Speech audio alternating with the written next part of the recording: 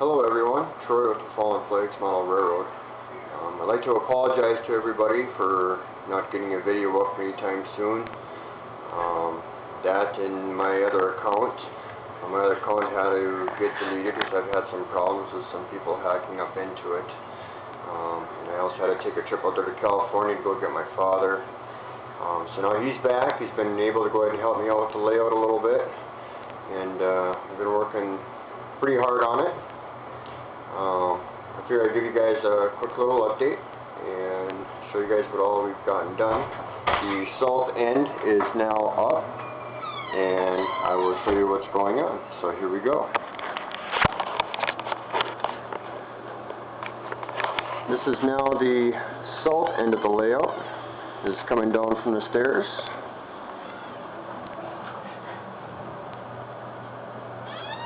It's got some track laid. See, I got a bunch of tools sitting up there. Got everything marked out for where the valley's supposed to sit. These will both be trestles. There's going to be 3 trestles that come across through here. It'll be 1, 2, and then 3. Shortest one is a little over 2 foot. The longest is almost 3.5 foot long. And of course the valley track going down through here, and then coming across for the ice plant, which takes off right down through here. So all this stuff down over here will all be hidden. You won't see any of it hardly. Back behind there for the hidden staging. This is basically a giant loop. The one is for a coal train, and there's a cross over here so the coal train can be hidden as it comes back down, because there's still one more level that has to be added on. Getting closer and closer to wiring. Still have to drop a whole bunch of feeder wires. So that's what that looks like. If I stand back, of course you can see all the canned goods sitting down there. That's what I use for holding down all my cork road bed. Make sure everything all gets glued down nice and good. I'm going to walk to the inside of the layout now. This section over here will be all fascia. Coming across over through here, that's all fascia.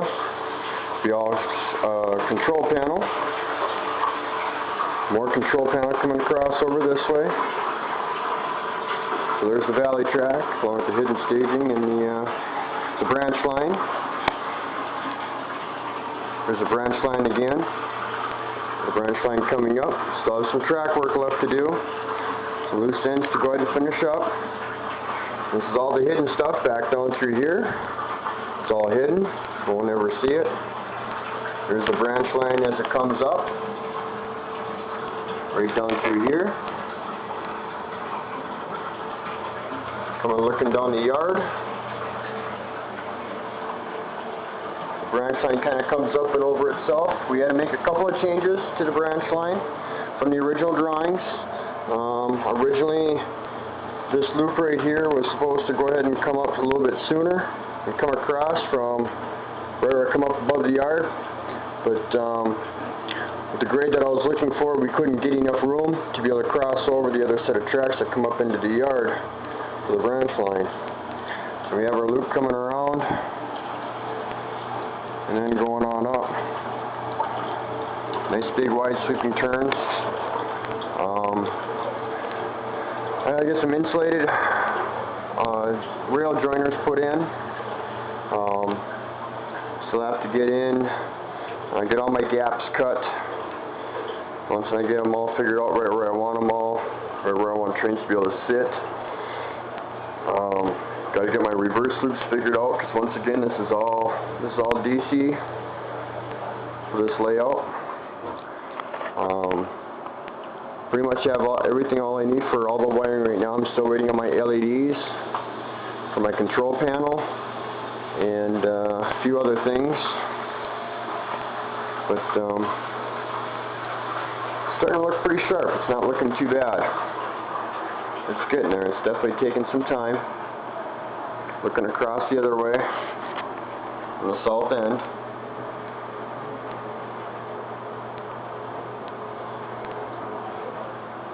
Here's all for the valley track here. You'll see for a little ways anyhow. There's quite a bit of difference there. We were able to get it up high enough, so we had some nice looking cliffs. Try to make it look as real as possible anyhow.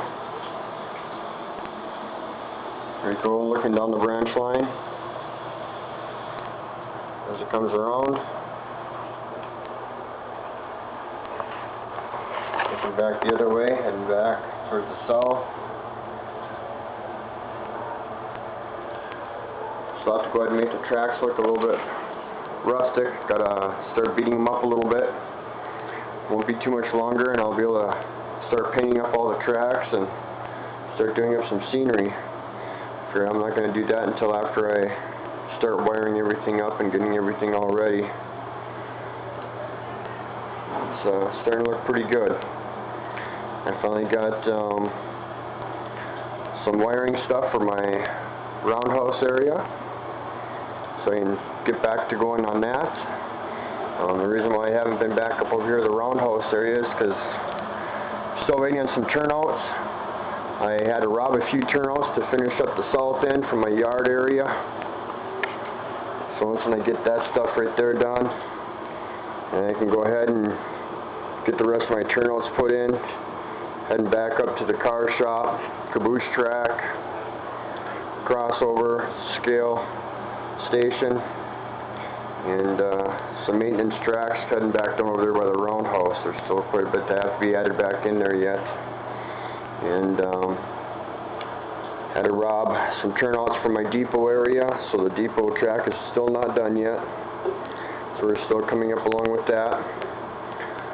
But all in all, it's not looking too bad. So the next few weeks here, we're going to start on dropping more feeder wires and start doing some more wiring. I have done up some wiring already, but still not connected in with any switch panels yet or anything. So I'll have to finish color coding and labeling off all my wires. Got feeder wires dropped. I'll be using suitcase connectors for them, because as the bench work comes apart, there will be other connectors that go up underneath the layout for easy access and to go ahead and unplug and plug back in case the layout ever had to come apart again. So the feeder wires basically go from one section to another.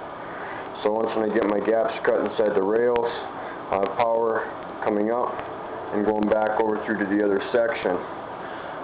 Still trying to figure out a way to go ahead and let me know when there's a train on the hidden staging without using a camera. Trying to find out if there's some kind of a sensor or something that I can put back up inside there so I know if the track is actually occupied or not, so that we don't have to try to take a peek, because once when all the scenery is up and in place, you won't ever even see it anymore. So I'm still trying to figure out something with that too as well. Other than that, things are coming on pretty smooth. So still have some work to do with some bracing and some track work, a little bit of trimming on some boards yet. Got the power packs, got 2 power packs mounted up underneath the layout so far. Still have to mount 3 more power packs yet for the train controls, and then I'm using computer power supplies for all the turnout motors and for feeding buildings or any type of lights or anything else like that on the layout, because there's quite a bit of light work and stuff like that with all the buildings and everything. Still trying to find a good light for my roundhouse area. So the computer power supplies is a little bit tricky to try to figure it all out, but now I got to figure it out. I can use computer power supplies and save quite a chunk of change with being able to find them readily available at the junkyards and the local landfill. Their stuff is just all over the place. You can find one that hasn't been wet or anything else like that. Even the local computer stores will sell them anywhere between $5 and $10 a piece. I guess it saves on going out and spending $20-30 bucks. They run some of the power packs are about 5 to 10 amps at 12 volts, but it's variable, so you can run 3.5 volt, 5 volt, and 12 volt. So here's one more quick little look around of the layout. hope you guys all enjoy. Please feel free to leave me a comment, good or bad. It's the only way we all learn. Eventually here I'll get up onto some how-to videos and stuff like that. I did have a couple of questions about my road bed that I left in my inbox. What I have done once I figured out my first cut on my road bed, I've actually just went ahead and used bits and pieces of my road bed and used one for a template to be able to cut out another piece. All my corners, angles, they've all been able to be used. So I got number 4, number 6, number 8 turnouts. Of course, that right there would be number 8. This one here would be a number 4. So I'm just going to use them for templates on everything. And there's a number 6. So I hope you guys all enjoy. Once again, feel free to leave a comment. If any of you guys know of any place where I can find some scale balsa wood so I can start working on my trestles, please let me know. I still haven't found anything yet. I figure that my trestles, the balsa wood needs to be approximately 16 inches long,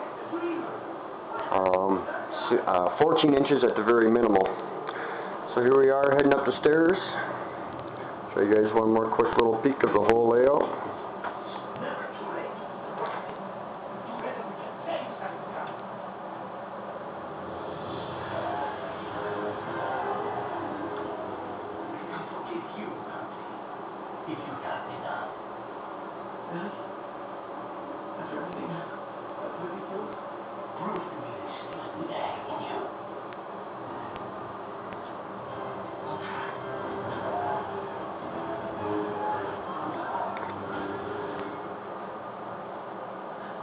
Well, you guys have a great day, and once again, hope you all enjoy. Thanks for watching.